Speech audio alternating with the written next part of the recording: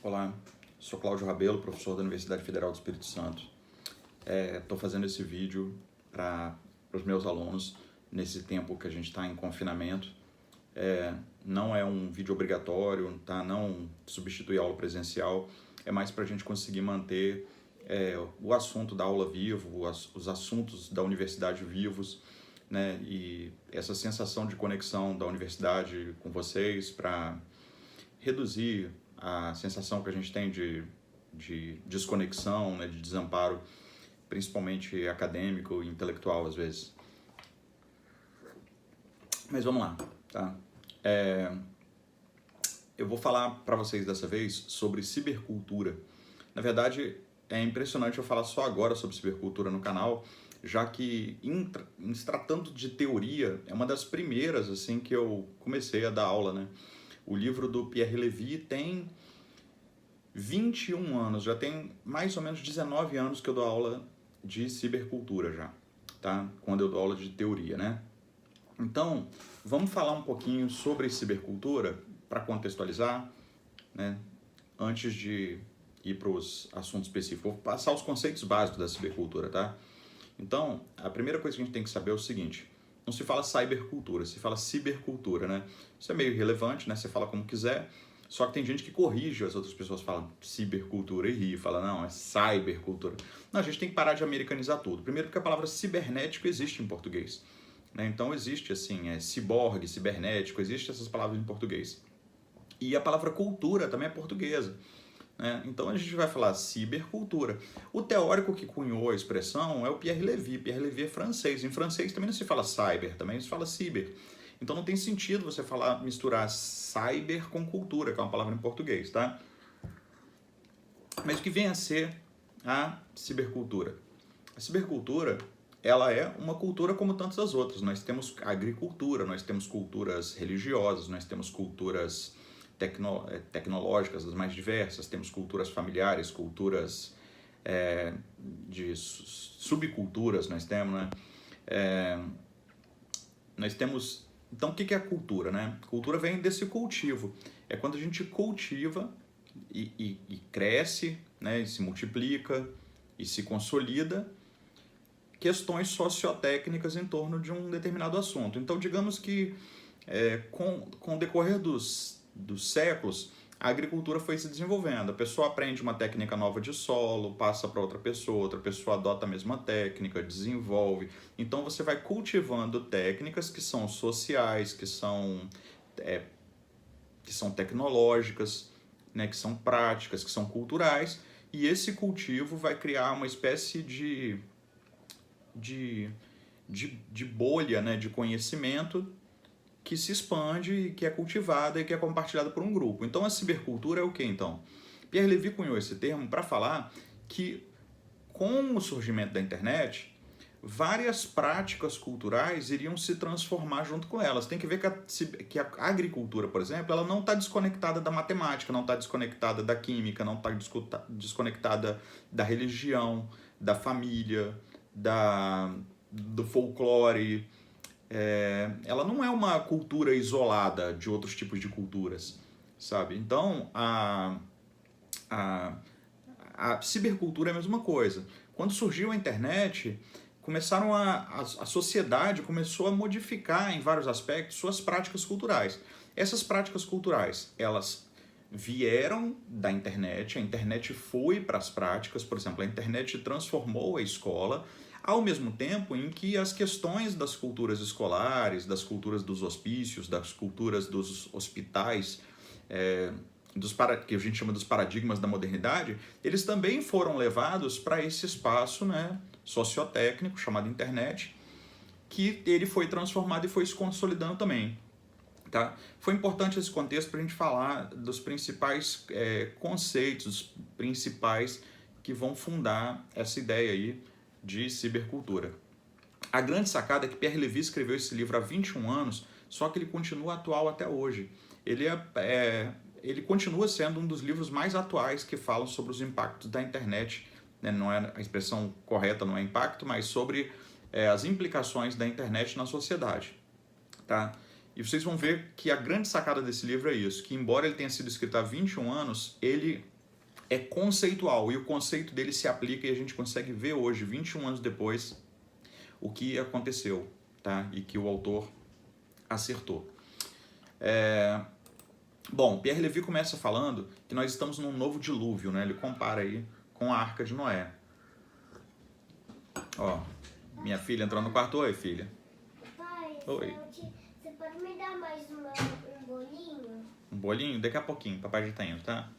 Aham. Eu não falei com a mamãe, eu falei com você. Tá, obrigado, já tô indo, amor.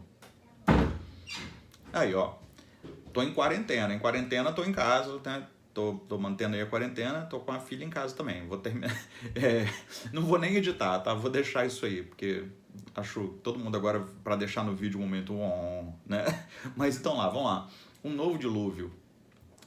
Esse novo dilúvio, ele significa o que então, na verdade? Ele é. Vocês vão me julgar, né? Por eu não ir fazer o bolinho para minha filha agora. Eu vou terminar o vídeo rapidinho e vou fazer o bolinho. Esse novo dilúvio, o que significa esse novo dilúvio? Ele significa que, diferente da arca antigamente, que a gente tinha, aliás, eu vou fazer o seguinte, eu vou pausar o vídeo, fazer o bolinho e volto. Voltei. Bom, que é esse novo dilúvio, então? De acordo com o Pierre Levy, pensa assim comigo.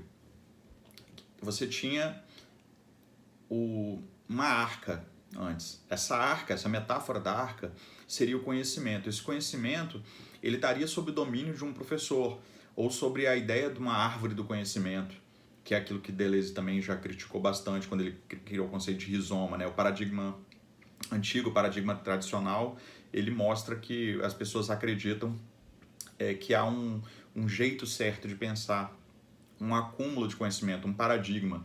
O que o Pierre Levy vai chamar isso de universal totalizante, que é há uma totalidade de conhecimento, né? Esse conhecimento geralmente estava sob domínio de um detentor, então poderia ser uma enciclopédia, uma biblioteca, uma grade curricular de um curso superior ou uma universidade. Então, esse conhecimento ele ficava preso dentro de uma arca. O que nós temos agora? Um novo tipo de dilúvio, né? Que é um turbilhão de informações das mais desconexas que estão espalhadas pelo mundo inteiro e que iria gerar vários barcos à deriva. Nenhum desses barquinhos iria conter todo o conhecimento do mundo, mas muitos teriam conhecimentos específicos e muito importantes. E todos esses barcos estariam conectados. Então, o que acontece? Nesse novo dilúvio, ninguém é detentor mais de uma verdade, de um saber totalizante, né? Mas seria um conhecimento universal. Então, hoje, todo mundo tem acesso a esse conhecimento universal. O universal ele consegue atravessar todos os barquinhos, mas ele é um universal que não é totalizante, à medida que nós temos múltiplos pontos de vista, né? Muitas perspectivas, né? E nós podemos fazer as mais diferentes conexões para montar a nossa estética de existência, o nosso modo de vida, a nossa perspectiva sobre qualquer assunto, né? Então vamos lá. Aí ele fala justamente isso, que nós temos aí então um universal sem totalidade, um novo universal sem totalidade. Esse universal sem totalidade é justamente isso, que nós temos a condição hoje de ter acesso ao universal. Vamos dar um exemplo agora. O mundo inteiro fala sobre o coronavírus, então a informação sobre o impacto do coronavírus, sobre a prevenção, sobre os avanços com a doença, né? Todos esses assuntos, eles conseguiram atravessar o globo de uma forma muito rápida. Então eu consigo saber hoje o que está acontecendo na Espanha, na Itália, na China, nos Estados Unidos, né, em outras partes do Brasil, porque eu tenho acesso a esse conhecimento que está universal.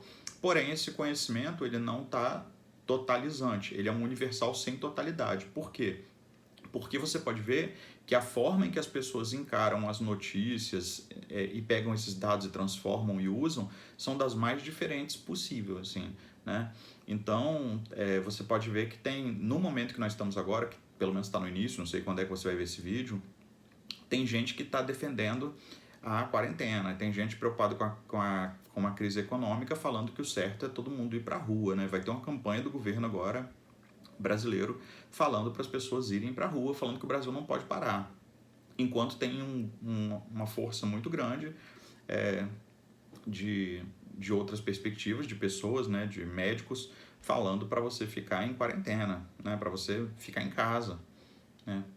Eu não vou ampliar o assunto, tá? Seria motivo para um outro vídeo e eu não vou fazer vídeo sobre isso. Estou fazendo vídeo sobre Pierre Levy. Só estou mostrando como que as perspectivas até... Antes você tinha um jornal, digamos. Você tinha um jornal, o principal jornal do país, digamos, Jornal Nacional. Né? Você tinha a CBN, sei lá, você tinha a CNN, El País, você tinha os principais jornais do mundo. Esses jornais, eles passavam a notícia de uma forma universal. Você tinha as igrejas passavam conhecimento religioso de uma forma universal. Hoje o universal não é totalizante, você pode ver que os próprios crentes de uma igreja católica, evangélica, eles têm visões das mais diferentes sobre a própria religião, não é mais simplesmente o que o sacerdote passa e que essas pessoas seguem, porque elas têm outros pontos de vista, de contato, de conhecimento. Tá? Então antes você via até, quando a gente vai estudar os estudos culturais, você vê que os próprios grupos eles eram vistos de uma forma universal. E hoje, dentro de cada grupo, mesmo que você tenha lá um conjunto de valores partilhados, vamos pensar assim, estudantes de comunicação, um estereótipo, um conjunto de valores, eles estudam coisas comuns, quando você vai ver, cada um deles é atravessado por milhares de outros modos de pensar, estilos de vida, estéticas de existência, e que faz o universal ele não ser mais... O universal, que seria, digamos, eu sou estudante de comunicação, ou eu falo sobre um assunto qualquer, ele não... O fato de você ter acesso a essa notícia não quer dizer que ela vai criar um pensamento totalizante. E o que é que aconteceu com isso? As pessoas não estão sabendo lidar com as escolhas, então... mas aí eu vou falar mais pra frente um pouquinho, tá? E aí o autor lança a seguinte pergunta: as tecnologias têm um impacto? Por exemplo, muitas pessoas falam, porque o impacto da internet, a internet transformou o mundo. Pensar em relação de causa e efeito é um paradigma da modernidade, das ciências modernas. E a gente já falou em outros vídeos lá, no vídeo meu que eu falo sobre o que é pós-modernidade, eu já expliquei quais são esses paradigmas da modernidade. E aí a gente fala muito em relação de causa e efeito, quer dizer, o que causou, sei lá, o excesso de violência, o que causou as doenças mentais ou as doenças ligadas à agorafobia, lipofobia, síndrome do pânico, terror noturno, depressão e ansiedade. Aí a pessoa vai falar, por causa da internet. Então, assim, a internet ela não tem um impacto. Ele fala que a metáfora do impacto ela é inadequada. Por quê? Porque a internet ela não é simplesmente uma pedrada que chegou e transformou o mundo. O mundo era um, chegou a internet, ela deu uma pedrada e transformou em outro. A internet ela é uma das tecnologias que está envolta em várias outras tecnologias, né? Por isso que tem um outro conceito dele aí que se atravessa com esses, eu vou falar dos dois ao mesmo tempo, que ele fala, o certo é falar da técnica ou as técnicas. Você pode ver que a internet ela não há uma técnica em torno da internet, ela não chegou como um objeto simplesmente que transformou. Na internet foram culturas e tecnologias da educação, do alfabeto, da matemática, da física, da química, as religiões, né? Foi uma série de lógicas das mais diferentes que vieram transformar a internet no que ela é e se infiltraram, como eu disse. Então, por exemplo, pensa só comigo, hoje a internet ela é o que ela é por causa do desenvolvimento da tecnologia do plástico, por causa da tecnologia dos chips. Nós temos teclados, nós temos mouses, nós temos touch, telas de retina, nós temos telefones celulares. Então tem tecnologias ligadas à onda de rádio, a cabos de fibra ótica, a própria educação, a própria religião, né? Nós temos os óculos de realidade virtual, né? O que impactou nas tecnologias ligadas de aviação, a cultura e as tecnologias ligadas ao jornalismo, à publicidade, as próprias transformações na família. Então a internet ela não causou um impacto nessas coisas. Essas coisas também estavam num desenvolvimento que permitiram isso. Então, por isso que vem o outro conceito de Pierre Levy, que eu vou pausar porque minha filha está me chamando de novo. Voltando aqui. As tecnologias, então, elas não têm um impacto, né, como eu tinha falado. E aí vem o outro conceito dele, que é falar o seguinte: a tecnologia, ela é determinante ou ela é condicionante? Então, nesse caso, o que o autor fala é que a tecnologia, ela não veio para determinar, ela não determina as coisas. Por exemplo, não existe crime virtual por causa da internet. Não existe o aumento do discurso de ódio, né, a pedofilia, né, o racismo. Eles não aumentaram ou foram criados por causa da internet.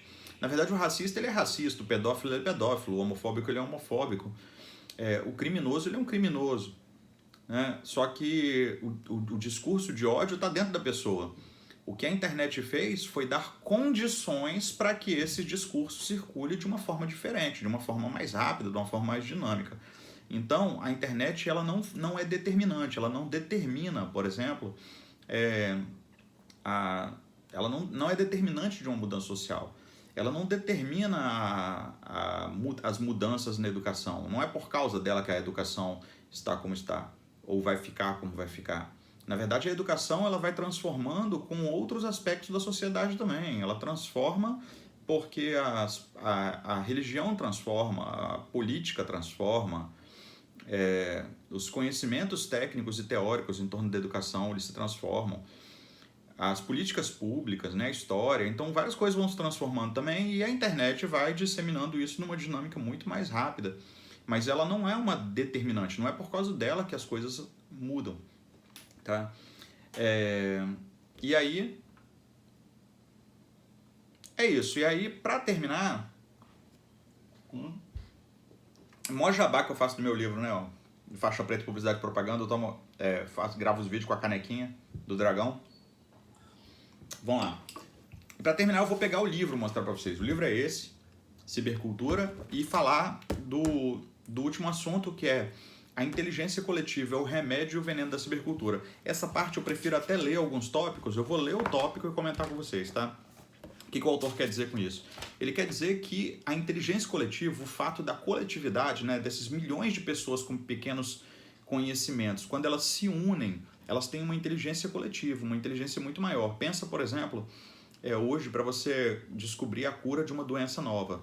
Se você tem médicos do mundo inteiro trabalhando em colaboração, é muito melhor do que uma equipe confinada dentro de um laboratório, todo mundo separado tentando achar uma cura. Então, quando você compartilha esses dados em grupos, mundialmente falando, você chega mais rápido de uma cura ou de uma solução. Então ele fala, o Pierre Levy, que a inteligência coletiva, ao mesmo tempo em que ela é o veneno da cibercultura, ela também é o remédio da cibercultura. Então, vamos falar algumas coisas, por exemplo. Deixa eu ver onde que está isso aqui, gente. Bem rapidamente aqui. Deixa eu pausar. Ah, tá aqui. Então, olha, em primeiro lugar, ele fala, por exemplo, sobre o isolamento e sobrecarga cognitiva. É isso que eu ia falar com vocês. Hoje em dia, a gente tem tanto conhecimento, tanto ponto de vista, que as pessoas estão pirando com isso. Elas estão com ansiedade, com depressão, porque elas não estão sabendo lidar com as escolhas, tá? É um cálculo muito complexo, né, que nossa mente tem que fazer para lidar com o tanto de escolhas que a gente tem. Antigamente, a sessão da tarde, ela botava para você qual filme que você ia ver, né?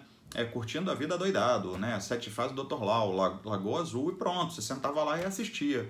Hoje em dia você tem a Amazon Prime, a Netflix, o YouTube, e um monte de outras coisas. Até quando fala pra você que você tem que escolher o filme, começa a te dar angústia, mas não só isso. Você tem que escolher, não é só no entretenimento, música, você tem que escolher posicionamento político. As pessoas começam a falar de direita e esquerda e começam a pirar na batatinha. Aí você tem a direita liberal, a direita conservadora, a direita, sei lá, você tem a esquerda comunista, a esquerda socialista, a esquerda petista, a esquerda que é a favor simplesmente das políticas sociais, e gente que estereotipa tudo isso, não entende nada do que está falando também, e aí você não sabe direito o que pensar, porque sua família, que você sempre respeitou e que você ama, fala uma coisa, e aí o jornal fala outra, e aí o outro jornal fala outra, e aí o padre fala uma coisa, e aí o grupo do WhatsApp dos empresários que você participa fala uma outra coisa, aí o grupo da família fala outra, e você começa a ficar angustiado, pensando... Sem a inteligência coletiva, eu tinha um detentor de saber. Bastava o meu pastor chegar para mim e falar assim, olha, o certo é isso. Bastaria o meu médico falar para mim que o certo era isso. Bastaria o meu professor me explicar o que era o correto. Ou o pai mandar. Se o pai mandar, eu tinha que obedecer. Então, a angústia veio justamente pelo excesso de informação, o turbilhão de informação que a nossa mente não está preparada para lidar com isso, tá? Então, a cibercultura, ela é, então, o remédio e o veneno... A inteligência coletiva é o remédio e o veneno da cibercultura. Depois, vem a questão da dependência. Ele fala sobre a possibilidade da dependência física e psicológica. Você ficar dependente de jogos virtuais, dependente do número de curtidas que você vai ter no Instagram, do número de visualizações, da opinião dos outros... E aí a gente fica dependente desse tipo de coisa. Tão dependente a ponto de eu pedir para vocês aí, né? Por favor, comenta o vídeo. Preferencialmente, pensa que eu sou um ser humano também, né? Com todas as angústias que todo mundo tem. Então comenta, principalmente se for positivamente, para fazer me sentir melhor, incentivar a continuar fazendo os vídeos. Dá uma curtida, se puder compartilhar, compartilha também. Quem sabe aí você também não assiste a propaganda que vai passar no decorrer do vídeo, que essa propaganda vai monetizar alguma coisa, deve monetizar 1 centavo. Hoje eu estou com 5 mil inscritos, umas 250 mil ou 300 mil visualizações. Eu vi lá no meu extrato, eu devo ter $200 para retirar um dia no YouTube, eu nunca retirei, tá? Ou seja, não é muita coisa, não é nada que eles pagam, mas faz um bem danado, parece um joguinho mesmo, né? Você olhar aquilo, essa dependência que as pessoas têm desse tipo de coisa. Mas não tô fazendo por isso não, tá? Tô fazendo realmente o vídeo porque eu acho legal, eu gosto muito de dar aula e compartilhar o conhecimento. Eu sou muito fã da educação à distância, sou muito fã de quando eu aprendo com os outros no YouTube. Eu queria fazer um pouquinho mesmo também, espero que tenha servido para alguém, né? Gosto muito dos comentários, às vezes o pessoal de Angola, de outros países também, vem comentar, vem falar que está assistindo, e isso me deixa muito feliz. Bom, outra coisa que ele fala é da dominação, né? O reforço dos centros de dominação. Realmente parece que hoje, um clichê que as pessoas falam é todo mundo tem acesso à internet, todo mundo hoje pode se tornar um superastro. Não é todo mundo que pode se tornar um superastro, né? As grandes redes, por exemplo, as grandes gravadoras, as grandes redes de TV, se elas quiserem pegar um artista e tornar ele famoso, ele compete com você de uma forma desigual, sabe? Não tem como. Né? Não tem como alguém, por exemplo, com muito dinheiro e com muita fama, pegar 20 pessoas para produzir um canal no YouTube, colocar dinheiro para otimizar isso mesmo. Quando você vê lá 1 milhão de visualizações no canal, 10 milhões de visualizações, é gente que pagou para otimizar aquilo, tem equipe de produtores, redatores, sabe? Então, assim, nem se compara, é desigual. E o que eu quero dizer para vocês é isso, que embora a internet pareça que é uma terra em que todo mundo tem oportunidades iguais, aí vem essa ideia liberal de que todos nós, basta você se esforçar, que você vai conseguir atingir, né, os milhões, bilhões. Isso é um engodo, porque, por exemplo, a internet ela tem donos, né? Você pode ver que a internet você tem o Google, você tem a Amazon, né? Você tem a Netflix, você tem o Spotify, você tem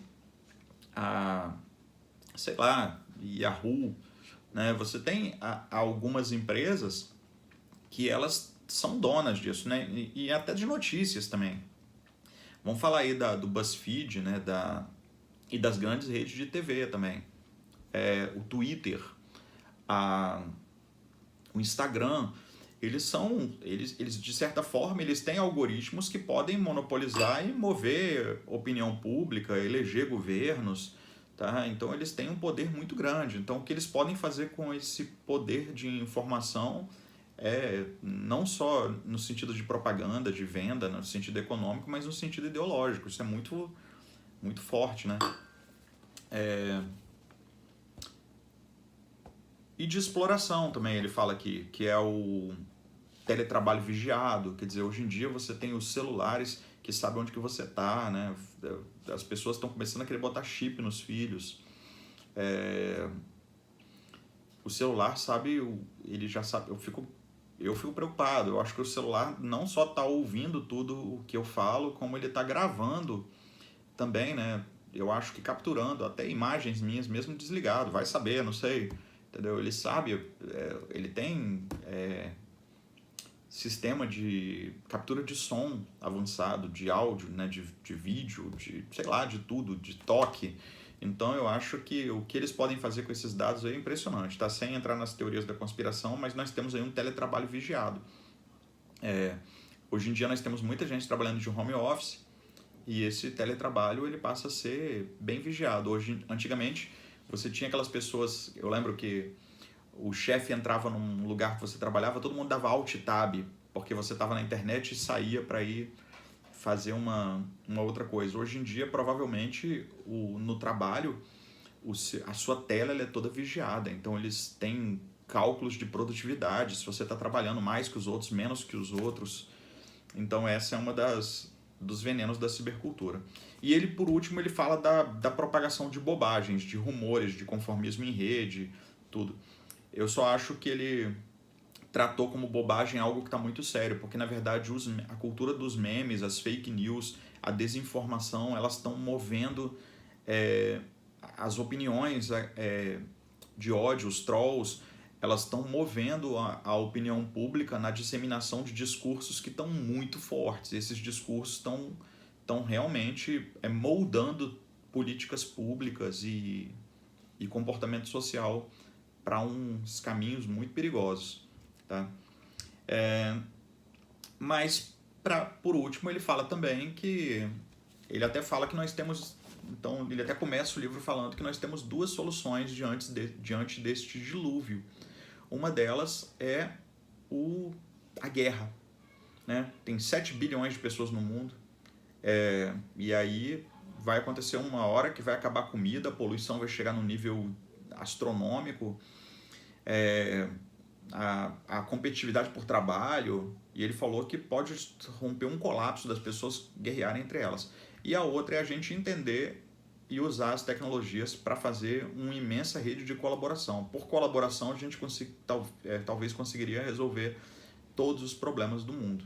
Tá muito difícil agora, eu tô vendo esse momento aí da pandemia, né, do início da pandemia, e as pessoas não estão conseguindo colaborar. Por mais que elas tentem, elas não estão conseguindo. O clima está muito mais de salve-se quem puder, né? Eu vou salvar o meu enquanto eu puder, e isso está levando a crise para um buraco maior ainda. Então, eu acho que Pierre Levy estava certo quando ele falava que o grande potencial da internet deve estar na gente usar o potencial da rede para colaboração. Tá? Então, essa foi a aula inicial sobre cibercultura. A cibercultura trouxe impactos fortes na educação, na economia, na política. Então, quando você estuda cibercultura, escreve sobre cibercultura, você pode trabalhar em uma série de aspectos, né? Econômicos, sociais, políticos, né? Família, as questões de sexualidade, as questões de, sei lá, de mobilidade urbana. Hoje se fala de internet áptica, internet das coisas, sei lá, teletrabalho, né?